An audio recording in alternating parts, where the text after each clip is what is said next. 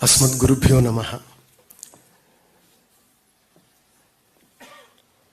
आज के इस भव्य कार्यक्रम में हमें आशीर्वाद प्रदान करने के लिए आए हुए मान्यवर गडकरी सर और हमारी ऋषि संप्रदाय के आज प्रतीक के रूप में उपस्थित नम्बी नारायण सर, माशलकर सर और हमारे वैज्ञानिक गण, इनको मैं सादर और साष्टांग प्रणाम करता हूं। ये है हमारी परंपरा, हमारी वैज्ञानिक संप्रदाय का ये प्रतीक है, इसीलिए पहले इनको मैं नमन करता हूं, जिनके वजह से भारत देश की प्रतिष्ठा और भी प्रवर्धित हो रही है। आज हिंदू रिसर्च फाउंडेशन के इस कार्यक्रम में भाल सर है और सर का ये बहुत विशिष्ट काम है, क्योंकि जब विश्व में भारतीय विज्ञान का ये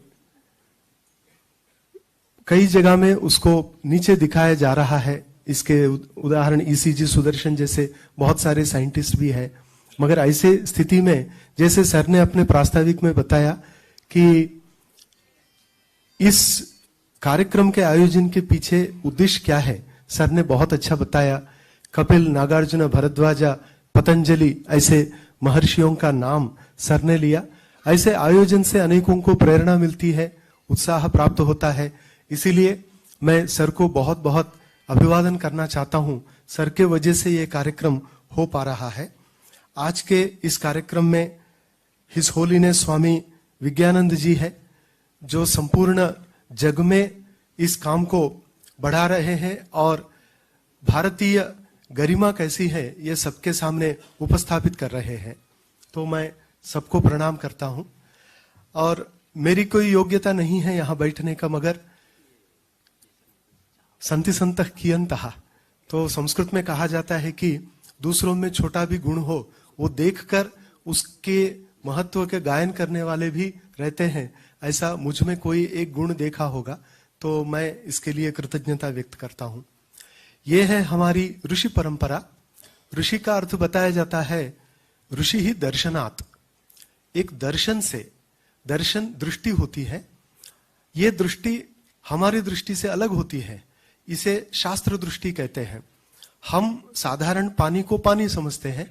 साइंस बताता है एक बचपन में कि H2O एक रहता है, तो H2O किसी ने देखा नहीं, मगर वो मानकर हम चलते हैं कि ये एक दृष्टि। तो अनेक विषयों में एक अलग दृष्टि हमें लगती है, तो हमारे महर्षियों ने वो दृष्टि हमें प्रदान की, जिस दृष्टि से हम इस जग में एक अलग प्रकार का जीवन बिता सकते हैं। कि साधारण लौकिक जीवन, साधारण नास्तिक जीवन, ये एक प्रकार, मगर इसी जग में हमारे जीवन को बिठाने के लिए और बेहतर जीवन बिताने के लिए जो आवश्यक है, वो दृष्टि प्रदान करने वाले एक ऋषि होते हैं। आज हमारे बीच में ऐसे ऋषि उपस्थित हैं, जिनकी दृष्टि से हमें हमारे भारत देश को और एक बेहतरीन भविष्य मिल रहा है। ऐसे इसमें भरद्वाज का और नागार्जुन आचार्य दोनों के नाम से इनको पुरस्कार प्रदान किया गया है। मगर जब हम देखते हैं भरद्वाज महर्षि, जिन्होंने यंत्र सर्वस्व लिखा, जिसमें वैमानिक शास्त्र भी है, लगभग 3000 उसमें सूत्र है, अध्याय भी 8 है, मगर उसके एक भरद्वाज वैमानिक शास्त्र भी हमने अगर देखा 32 सूत्र लगभग है, मगर उसमें वो यंत्र निर्माण से लेकर उसका एंटी ग्रेविटी कैसे चलना चाहिए, प्रोपल्शन कैसा मिलेगा, उसमें धातु कौन सा उपयोग होता है, तो एक्चुअली मेर्क्यूरी का प्रयोग किया। तो बहुत सारे लोगों ने उस पर कि मेर्क्यूरी से कैसे उठेगा ये सब उसमें चर्चा के विषय है। और उसके साथ साथ उन्होंने एक विषय उसमें बताया कि पायलट अपने ज्यादा दिन तक बिना आहार कैसे रह सकते हैं, उसके लिए एक कैप्सूल का भी उल्लेख किया है। एक्चुअली उस पर काम होना है। कैप्टन बोर्डास ने साइंस कांग्रेस 104 में उस पर एक लेख प्रस्तुत किया।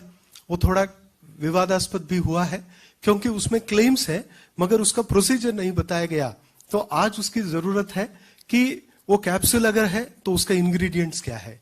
अगर ये planet to planet, galaxy to galaxy, universe to universe जाने का अगर है वो, तो वो विमान में वो कौन सी शक्ति है, ये कैसे उपयोग में आ सकता है। तो इसका परिशोधन, संशोधन होने की आवश्यकता है। मगर केवल हमारे पूर्वजों ने एक ही तरफ से इस विश्व को देखा नहीं, किसी ने भौतिक दृष्टि से देखा, वो कणाद और कपिल हुए हैं। किसी ने इसको रसायन दृष्टि से देखा, वो नागार्जुन हुए हैं। तो इसी विश्व के अलग अलग कोणों से, अलग अलग दृष्टिकोण से इसका विश्लेषण किया, तो अलग अलग वैज्ञानिक बने हैं। इन सबका एक ही मकसद था, एक ही लक्ष्य था, तत्व ज्ञान। हमारे गौतम महर्षि कहते हैं तत्व ज्ञान क्या होता, तत्वस्य ज्ञानम, तत्व क्या होता है। तब उन्होंने कहा तस्य भावस् तत्वम सतश्च सद्भावः असतश्च असद्भावः। जो जैसा है वहां तक जाकर उसे जानना, जो जैसा नहीं है वैसा भी जानना, ये दो तत्व होता है। इस तत्व ज्ञान पाने के लिए हमारे पूर्वजों ने बहुत प्रयास किया है। जिस जग में हम एक हिस्सा है, उस जग का सच्चा स्वरूप, यथार्थ स्वरूप बताना उनका लक्ष्य था, और उसके लिए उन्होंने तपस्या की। यही हम तैत्तिरीय उपनिषद में देखते हैं, भृगुर्वै वारुणिः पितरम् उपससार अधीहि भगवो ब्रह्मेति। तो पिताजी के पास जाकर बोलता है ये कॉस्मोस क्या है, ये यूनिवर्स क्या है, जिसको ब्रह्म हम कहते हैं, ये क्या है, अपने आप में है क्या, अनएंडिंग यूनिवर्स कहते हैं आइंस्टाइन, ये क्या है पूछा। उसी से साइंस निकला है, फिलॉसफी से ही साइंस आगे बढ़ता जाता है। ऐसे इसमें हम एक सुश्रुत देखते हैं, एक चरक देखते हैं, और अष्टांग हृदय जैसे ग्रंथ भी है। मगर हम काकेत कलसा गावाला वलसा जैसा हम इनके बड़े बड़े प्राचीन ऋषियों का नाम लेते हैं, मगर अभी अभी हमारे बाजू में कनान में जिन्होंने बहुत बड़ा काम किया 18वें 19वें शतक में, और ग्यारसराम शर्मा करके, तो कनान में थे कर्णिका नदी के किनारे पर, और उन्होंने वंध्या जीवनम करके एक ग्रंथ लिखा, जिसमें उन्होंने लगभग 32 वंध्याओं के प्रकार, अर्थात बैरन वुमेन, उनके प्रकार बताए हैं। मगर उस ग्रंथ के बारे में बहुत सारे लोग नहीं जानते हैं, उस पर भी काम होना आवश्यक है। और जिन विवेकानंद स्वामी जी का हमने अर्चन करके ऊपर आए हैं, वो विवेकानंद स्वामी जी आइंस्टाइन के बहुत पहले ही निकोलस टेस्ला के साथ चर्चा करते समय, बहुत बड़े फिजिसिस्ट, उनके साथ चर्चा करते समय ये क्वांटम फिजिक्स और खास करके रिलेटिविटी के लिए लेकर कुछ बातें उन्होंने की है। और उस समय कहा जाता है ऐसे ही लाइट टोन में कि आइंस्टाइन एक स्कूल बच्चा, मगर उसके पहले ही एक साइंटिफिक एटीट्यूड विवेकानंद जी के इसमें रहने के कारण उन्होंने उस विषय पर चर्चा की। और एक है जो ब्रह्म और जो जग, मैटर और कॉन्शियसनेस, इन दोनों का रिलेशन, उसके बारे में बहुत बड़ी चर्चा उन लोगों ने की। जबकि आइंस्टाइन के समय तक ये बताया जाता था कि ये फोटॉन से भी वेगवान ऐसा कुछ नहीं है। मगर हमारे ईसीजी सुदर्शन, उन्होंने टैक्योन, उनका भी रिसर्च किया और बताया कि उससे भी फास्ट चलने वाले। ये हम साधारण मनुष्यों को, साधारण विषयों में हम उलझे हैं, इसीलिए वहां तक दृष्टि जाती नहीं। मगर हम में से कुछ लोग वहां तक जाने के लिए अपनी बुद्धि बनाते हैं। रतम भरा प्रज्ञा पतंजलि महर्षि कहते हैं, वो रखकर वो आगे बढ़ते हैं और हम सबको एक दिशा प्रदान करते हैं। ऐसा ईसीजी सुदर्शन जी ने और एक डेवलप करके दिया। मगर विडंबना की बात है कि नोबेल प्राइज ये स्वीडिश वहां कुछ लिमिटेड लोगों को देते हुए, इसमें रेसिज्म कितना है ये बड़े लोग ही जानते हैं। मगर भारतीयों को इंडिपेंडेंस के पहले कितने मिले, बाद में कितने मिले आपने देखा, तो बहुत विडंबना है, उसमें ज्यादा नहीं दे रहे हैं। जबकि स्टीफन हॉकिंग ने, अर्थात आइंस्टाइन के बाद लोकेशन प्रोफेसर ऑफ मैथमेटिक्स, उन्होंने स्वयं कहा कि सुदर्शन जी को यह अवार्ड मिलना चाहिए, मगर नोबेल प्राइज दिया नहीं गया। तो मुझे लगता है भारत देश ने किसी और को अधिकार देकर तुम नोबेल प्राइज का निर्णय करो, तुम ही दे दो, ऐसा कहने के बगैर भारत देश ने अभी ऐसा एक पुरस्कार आरंभ करना चाहिए